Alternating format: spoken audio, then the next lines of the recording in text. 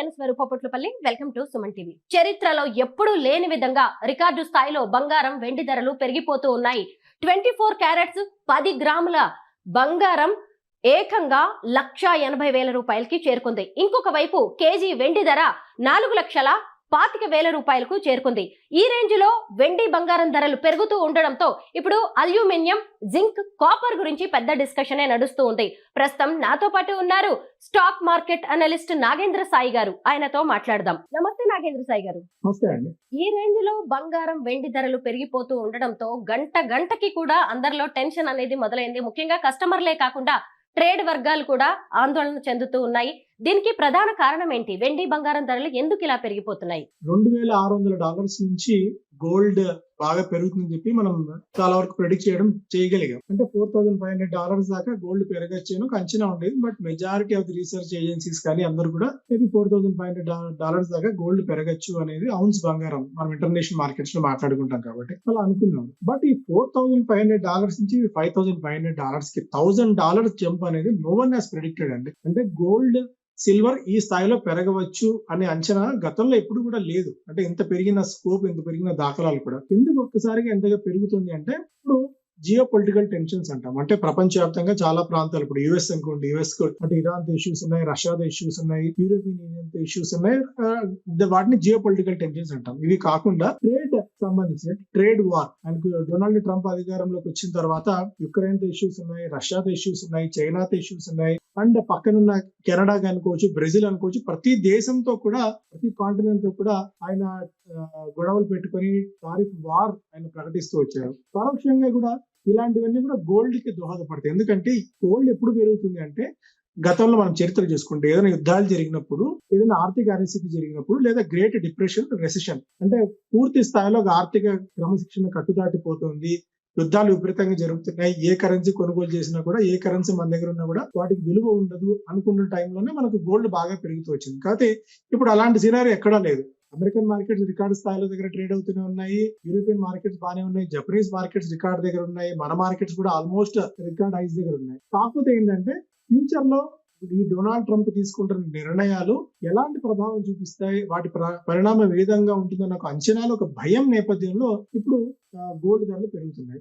రెండో ఫ్యాక్టర్ ఏంటి అంటే ప్రతి కరెన్సీ, అంటే ప్రతి దేశం కూడా యుఎస్ డాలర్ ను ఒక రిజర్వ్ కరెన్సీగా పెట్టుకుంటాయి వాళ్ళ కరెన్సీలో, అంటే వాళ్ళ చెస్ట్ లో అనుకోవచ్చు లేదా వాళ్ళ బ్యాంక్స్ లో. ఎందుకంటే ఏదైనా అనిశ్చితి వచ్చినప్పుడు మనం డాలర్స్ అమ్ముకుంటే, డాలర్స్ ఏంటంటే dollars equal to gold. Gold కన్నా విలువ ఉంటుందేమో లేదో తెలియదు, కానీ డాలర్ మన దగ్గర ఉంటే ఇమీడియట్ గా మనం వాటిని టెండర్ చేస్తే డబ్బులు వచ్చేస్తాయి. కాబట్టి డాలర్ ని ప్రతి ఒక్క రిజర్వ్ కరెన్సీగా పెట్టుకున్నారు. ఇప్పుడు ఏంటంటే ఇలా ఈ డొనాల్డ్ ట్రంప్ తీసుకుంటున్న నిర్ణయాల వల్ల డాలర్ వాల్యూ క్రమంగా పడిపోతూ వస్తుంది. ఒక అంచనా చూస్తే 2016 లో ఈ గ్లోబల్ సినారియోలో డాలర్ వెయిటేజ్ దాదాపు 60% ఉన్నది. ఇప్పుడు అది ఆల్మోస్ట్ 40% తగ్గిపోయింది. అంటే 10 years లోనే డాలర్ ని రిజర్వ్ కరెన్సీగా పెట్టుకున్న వాళ్ళ సంఖ్య 60% నుంచి 40% తగ్గిపోయింది. అటు మేజర్ గా చైనా కానీ, మనం కానీ, భారత్ కానీ, యూరోపియన్ యూనియన్స్ మెల్లిగా డాలర్స్ ని అమ్మేసుకుంటూ, డాలర్ బాండ్స్ ని అమ్మేసుకుంటూ గోల్డ్ మీద ఎక్కువగా ఇన్వెస్ట్ చేస్తూ వస్తున్నాయి. సో ఇది కూడా one of the main reason gold బాగా పెరగడానికి. గత వారం కేజీ వెండి 3 లక్షలు ఉంటే ఇప్పుడు ఏకంగా 4,25,000 రూపాయలకి చేరుకుంది. అసలు వెండి ఎందుకు ఈ రేంజ్ లో పెరిగిపోతుంది? వెండి మీద ఆధారపడి చాలా కంపెనీలు, పరిశ్రమలు కూడా నడుస్తూ ఉన్నాయి. అవి కూడా కుదేలవుతున్నట్టుగా తెలుస్తోంది. కారణాలు ఏంటో చెప్పుకోవచ్చు. ఎందుకంటే గోల్డ్ కి సిల్వర్ కి మధ్య ఒక ప్రపోర్షనేట్ రేషియో ఉంటుంది. అంటే ఇప్పుడు ఆల్మోస్ట్ ఒక $10 అంటే ఒకప్పుడు నంబర్ చూసుకుంటే ఔన్స్ బంగారం, ఔన్స్ సిల్వర్ $35, $40 మాక్సిమం ఉండేది. ఆ టైంలో $4,000 గోల్డ్ ఉండేది, ఔన్స్ గోల్డ్. ఇప్పుడు దాని వ్యత్యాసం చూసుకుంటుంటే ఆల్మోస్ట్ ఇప్పుడు $120-125 దగ్గరికి ఔన్స్ వెండి వచ్చేసింది. ఇది ఎప్పుడు గరిష్టంగా అంటే లాస్ట్ 2-3 years లో $30, $35, మాక్సిమం $40. అంటే ఆల్మోస్ట్ 3x సిల్వర్ లో మనం జంప్ చూస్తున్నాం. ఈ లెవెల్స్ దగ్గర సిల్వర్, ఈ లెవెల్స్ దగ్గర ఎందుకంటే ఇండస్ట్రియల్ డిమాండ్ ఉంది, ఎలక్ట్రిక్ వెహికల్స్ లో కానీ, బ్యాటరీ మ్యానుఫాక్చరింగ్స్ లో కానివ్వండి, లేదంటే సోలార్ ప్యానల్స్ తయారీలో యూజ్ చేసే గమ్ అంటే వైట్ ప్యాచ్ అనుకోవచ్చు, వీటన్నిటిలో కూడా మనం మేజర్ గా సిల్వర్ డిమాండ్, సిల్వర్ యూసేజ్ ఎక్కువగా ఉంటుంది. ఈ లెవెల్స్ దగ్గర, ఈ పాయింట్ ఆఫ్ టైమ్ లో ఈ లెవెల్స్ దగ్గర సిల్వర్ అనేది సస్టైన్ అవ్వడం అనేది ఇంపాసిబుల్ గా కనిపిస్తుంది. ఎందుకంటే మేము గతంలో ఆల్మోస్ట్ ఒక 2 lakhs లెవెల్స్ నుంచి 4 lakhs లెవెల్స్ వరకు కూడా, అంటే 1.5 lakhs నుంచి 3 lakhs లెవెల్ వరకు కూడా సిల్వర్ కొనుగోలు చేయండి, గోల్డ్ కంటే సిల్వర్ బాగా పెరిగే స్కోప్ ఎక్కువ ఉంది బికాస్ ఆఫ్ ఇండస్ట్రియల్ డిమాండ్ అని చెప్పి చాలా బలంగా మా క్లయింట్స్ కానీ లేకుంటే మా దగ్గర నెట్వర్క్ లో చాలా వరకు చెప్పారు. బట్ ఈ లెవెల్ దగ్గర 4 లక్షల రూపాయలు క్రాస్ అయిపోయిన తర్వాత సిల్వర్ ఈ లెవెల్ దగ్గర సస్టైన్ అవ్వడం అనేది చాలా ఇంపాసిబుల్ టాస్క్ గా కనిపిస్తుంది. గతంలో కూడా సిల్వర్ ఒక 2 to 3 ఇన్స్టెన్సెస్ లో భారీగా 30 to 40% క్రాక్ డౌన్ అయిపోయిన సిచ్యువేషన్స్ చాలా ఉన్నాయి. సిల్వర్ లో కూడా ఇదే పరిస్థితి వచ్చే స్కోప్ అయితే చాలా గట్టిగా కనిపిస్తుంది.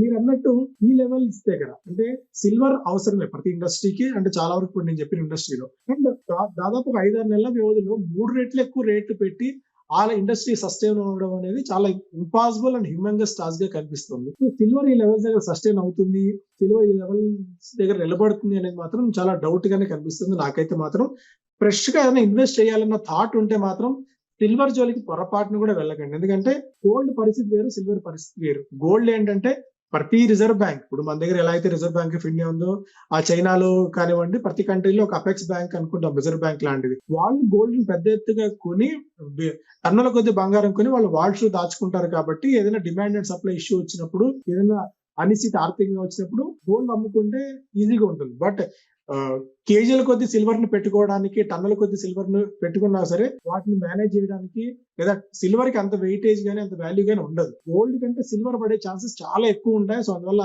సిల్వర్ లో పెట్టుబడులు పెట్టాలన్న థాట్ ఉంటే మాత్రం ఇమీడియట్ గా ఉపసంహరించుకోవాలని చెప్తానండి. బంగారం వెండి ధరలు పతనమయ్యే అవకాశం ఉంది, భారీగా పడిపోతాయి అనే వార్తలు కూడా వినిపిస్తున్నాయి. నిజంగా అలా జరిగే అవకాశం ఉందా? ఈ టైంలో గోల్డ్ అండ్ సిల్వర్ కొనవచ్చా? ఇన్వెస్ట్ చేసే అవకాశం ఉందంటారా ఈ టైంలో? మేబీ ఆన్సర్ చెప్తే చాలా మంది తిడతారేమో, నెగిటివ్ కామెంట్స్ ఏమైనా పెడతారేమో. ఎందుకంటే నిజమే చెప్పండి.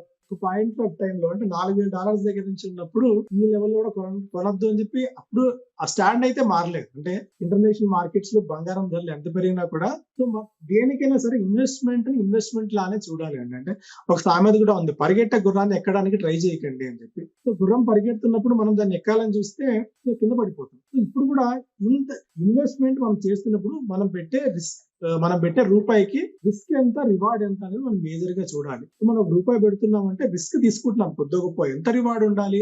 రూపాయి పెడితే అట్లీస్ట్ ₹1.5 రివార్డ్ ఉండగలిగితే ఆ రూపాయి పెట్టినందుకు మనకి ఏదైనా ప్రయోజనం ఉంటుంది. ఇప్పుడు మనం రూపాయి పెడుతున్నప్పుడు దానికి రిస్క్ ఎంత ఉంటుంది అనేది, దానికి రివార్డ్ ఎంత ఉంటుంది అనేది మనం చెప్పడం కష్టం. ఎందుకంటే ఆల్రెడీ బాగా పెరిగిపోయింది. ఇంత పెరిగిన తర్వాత ఇంకా ఎంతవరకు పెరుగుతుందంటే మాత్రం అసలు ఎవరి వల్ల, అంటే ప్రపంచంలో ఏ అనలిస్ట్ కూడా సిల్వర్ ఎంత పెరుగుతుంది అని చెప్పి ఎవరు ఊహించలేకపోయారు. గోల్డ్ పెరుగుతుంది అనుకున్నారు కానీ ఇంత త్వరగా ఇంత షార్ట్ టైం లో పెరుగుతుంది ఎవరు ఊహించలేకపోయారు.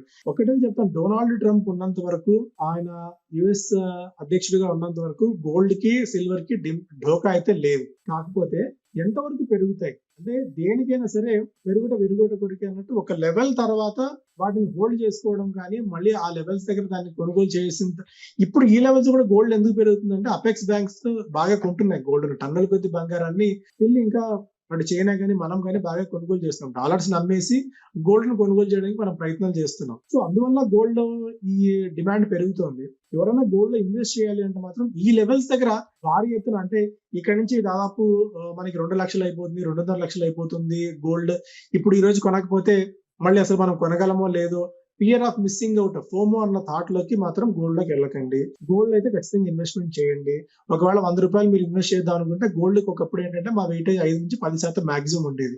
ఇప్పుడు ఆ గోల్డ్ వెయిటేజ్ 10 నుంచి 20% పెరిగింది. అంటే మీ దగ్గర 100 ఉంటే ₹20 వరకు మాక్సిమం మీరు గోల్డ్ లో ఇన్వెస్ట్ చేయొచ్చు, కానీ అంతకు మించి అయితే చేయకండి.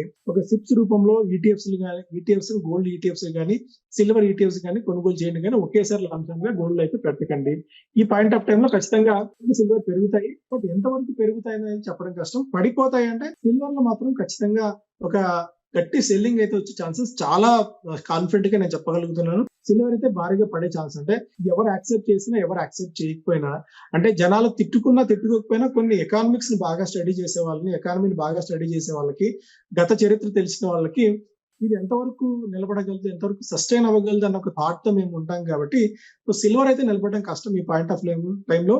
గోల్డ్ పడితే మేబీ ఒక 10% మాక్సిమం పడచ్చేమో, కానీ ఇక్కడ నుంచి గోల్డ్ అంత క్రాక్ ఒకప్పటి మాదిరి 90,000కి 80,000కి వచ్చే అవకాశం గోల్డ్ అయితే లేదు. అదైతే కాన్ఫిడెంట్ గా చెప్పగలను. మేబీ గరిష్ట స్థాయి దగ్గర మేబీ ఇక్కడ నుంచి ఒక 25,000-30,000 మాక్సిమం గోల్డ్ లో కరెక్షన్ వస్తే రావచ్చేమో, కానీ అది కూడా భారీ ఎత్తున వస్తే. బట్ గోల్డ్ కంటే సిల్వర్ లో కరెక్షన్ వచ్చే ఛాన్సెస్ ఎక్కువ ఉన్నాయండి. గోల్డ్ అండ్ సిల్వర్ కి ఆల్టర్నేటివ్ గా అల్యూమినియం, జింక్, కాపర్ కనిపిస్తూ ఉన్నాయి. వీటిని ఎప్పుడు ఎలా కొంటే మంచిది?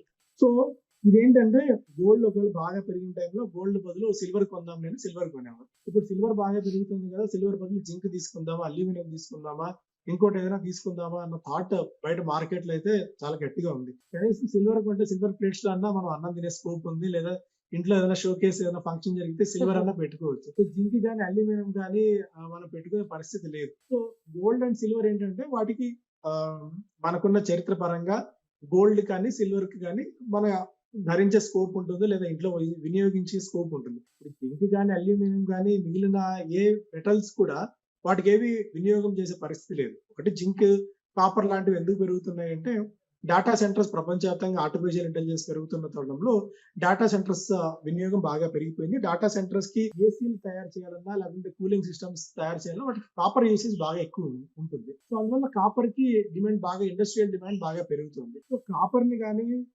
ఇలా వీటిని కానీ అల్యూమినియం ని కానీ ఇలాంటివి కొనుగోలు చేయాలంటే గ్రోత్ అయి ఉండాలి మార్కెట్ లో. అంటే పోస్ట్ గ్రాడ్యుయేషన్ లాంటిది మార్కెట్స్ బాగా ఆరితేరి వీటి మెటల్స్ అసలు ఎందుకు పెరుగుతాయి, మెటల్స్ వినియోగం ఎక్కడ ఉంటుంది, ఏ దేశంలో మెటల్ వినియోగం బాగా పెరుగుతుంది, చైనా గురించి అవగాహన, చైనాలో మెటల్స్ వినియోగం గురించి అవగాహన, అలాంటి అంత డీప్ డౌన్ అనాలిసిస్ చేయగలిగినప్పుడు మాత్రమే ఈ సిల్వర్ లో మిగిలినప్పుడు జింక్ కానీ అల్యూమినియం కానీ కాపర్ కానీ వీటిలో ఇన్వెస్ట్ చేయాలి. కానీ ఎవరో చెప్పారు ఇక సిల్వర్ తర్వాత next gold is copper or next gold is silver అన్న మాట మార్కెట్స్ వినిపిస్తుంది. కాబట్టి వాటిలో కొంటే మాత్రం ఇరుక్కుపోయే ప్రమాదం ఉంటుంది. ఎప్పుడైనా సరే ఈ మెటల్స్ అన్ని కూడా ఒక సైకిల్ లాగా రన్ అవుతుంటాయి, బాగా పెరుగుతాయి, మళ్ళీ అదే టైంలో వెనక్కి కూడా వస్తూ ఉంటాయి.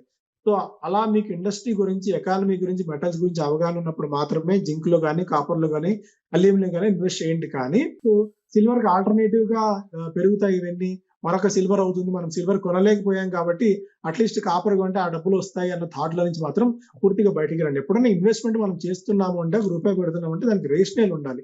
ఎందుకు డబ్బులు పెడుతున్నాము, దానికి డిమాండ్ అండ్ సప్లై ఏదైనా ఉందా, ఫ్యూచర్ లో ఏమైనా సెక్టార్ బాగా పెరిగే స్కోప్ ఉందా, ఇలాంటివన్నీ మనం బేరీజ్ వేసుకొని పెట్టాలి. మెటల్స్ కి ఎంత ఉన్నా మాక్సిమం 10 to 20% మనం అలొకేట్ చేయగలగాలి. కానీ అంతకు మించి అలొకేట్ చేసుకుంటే రిస్క్ ఫ్యాక్టర్స్ అని గత చరిత్ర మనకు బాగా చెప్తూనే ఉంది. మీరు ఈక్విటీలో పెట్టండి, స్టాక్ మార్కెట్స్ లో పెట్టండి, మ్యూచువల్ ఫండ్స్ లో పెట్టండి. ఆ రోజు మీకు తెలిసిన కంపెనీ ఏదైనా స్టడీ చేయగలిగితే డైరెక్ట్ గా స్టాక్స్ లో ఇన్వెస్ట్ చేయండి. కానీ తలా తోక తెలియని ఈ demand and supply miss match ఉన్న ఈ మెటల్స్ సెక్టార్ లో ఎస్పెషల్లీ జింక్ కానీ అల్యూమినియం కానీ ఇలాంటి వాటికి మీ జోలికి మాత్రం దయచేసి వెళ్ళకండి అని చెప్పి పదే పదే అలా ఆ థాట్ లో వాళ్ళందరూ నేను విజ్ఞప్తి చేస్తున్నానండి. ఇక మీదట బంగారం, వెండి ధరలు పెరగడమే తప్ప తగ్గే అవకాశాలు చాలా తక్కువగా ఉన్నాయని, వాటిని కొనాలా వద్దా అనేది మీ అవసరాన్ని బట్టి నిర్ణయం తీసుకోవాలని ఎక్స్పర్ట్స్ చెబుతున్నారు.